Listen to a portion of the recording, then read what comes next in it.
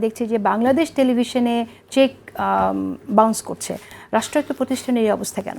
এটা খুবই মানে এটা এটা আমি ইভেন আমিও যে কয়টা টক শোতে গেছি ওখানেও কিছু চেক বাউন্স করেছে, সত্যি কথা বলতে হলে এটা আসলে না বললেই না। দেখেন এই বিটিভি লাস্ট 15 বছর কীভাবে ছিল, ইভেন 15 বছর না, বিটিভির লাস্ট 20-30 বছর বিটিভির হিস্ট্রিটা কী ছিল, কীরকম ছিল, এটা আমরা দেখে এসেছি। এখন চেষ্টা চালানো হচ্ছে যে এটার থেকে যাতে বিটিভিকে যাতে আমরা আরও ভালো মতো একটা জায়গায় নিয়ে যেতে পারি।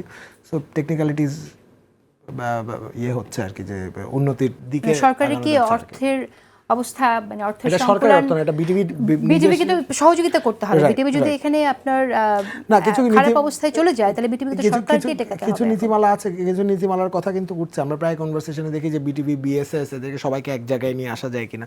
সো এই আমরা যেহেতু আরো কয়েক মাস আছে যাওয়ার আগে, তথ্য আই এম প্রিটি শিওর যে ইনফরমেশন মিনিস্ট্রি থেকে কোনো একটা গাইডলাইন দিয়ে দেওয়া হবে যাতে এই ধরনের প্রবলেম ফেস না করা হয়।